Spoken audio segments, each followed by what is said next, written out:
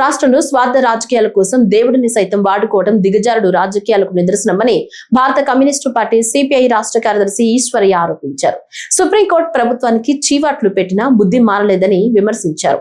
కడప నగరంలోని భారత communist party CPI కార్యాలయంలో ఏర్పాటు చేసిన మీడియా సమావేశంలో ఆయన రాష్ట్ర ప్రభుత్వం ప్రతిపక్ష పార్టీల తీరుపై తీవ్ర స్థాయిలో ధ్వజమెత్తారు.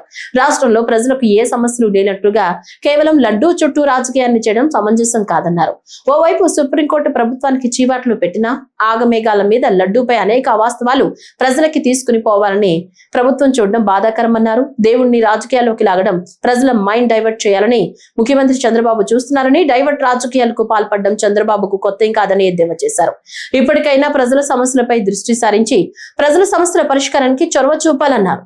రద్దింపజేయడానికి కావాల్సినటువంటి ప్రాతిపదికను ఈ రెండు పార్టీలు ప్రిపేర్ చేసుకుంటా ఉన్నాయి.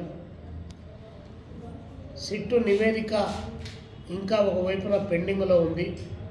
దానిపైన సిబిఐ ఎంక్వైరీ ఒకవైపు నడుస్తూ ఉంది. సుప్రీంకోర్టు పాలక ప్రభుత్వానికి చీవాట్లు పెట్టింది. అయినా ఇన్ని రకాల పెండింగ్లో ఉండగా ఆగమేఘాలపైన లడ్డూ రాజకీయానికి పాల్పడి దేవుణ్ణి సైతం ఈరోజు వారి రాజకీయాల కోసం వినియోగించుకునేటువంటి స్థితికి ఈ రాష్ట్ర రాజకీయాల్లో దిగజార్చడం ఏమాత్రం కూడా సమర్థనీయం కాదని చెప్పి ఈ సందర్భంగా మేము విజ్ఞప్తి చేస్తూ ఉన్నాం.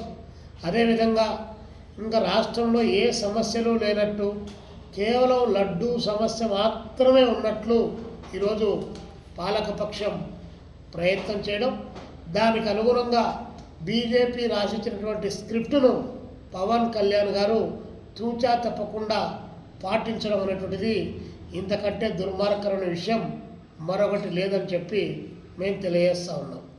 మరి అదేవిధంగా రాష్ట్రంలో అనేక సమస్యలు ఉన్నాయి.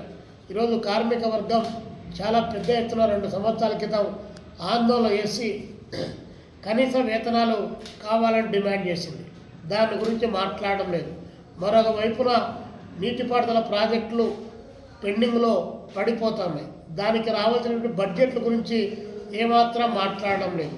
కరువు ఒకవైపున విలయతాండం చేస్తూ ఉంది, దాని గురించి మాట్లాడడం లేదు. రైతాంగం ఆత్మహత్యలు జరుగుతూ ఉన్నాయి. రోజుకు 31 మంది రైతులు చనిపోతూ ఉన్నారు, దాని గురించి మాట్లాడడం లేదు. నిన్న బడ్జెట్ కేంద్ర ప్రభుత్వం ప్రవేశపెట్టింది. ఆ బడ్జెట్లో రాష్ట్రానికి రావాల్సినటువంటి నిధుల వాటా గురించి ఏమాత్రం కూడా మాట్లాడకుండా నిర్లక్ష్యంగా వ్యవహరిస్తూ ఉన్నారు.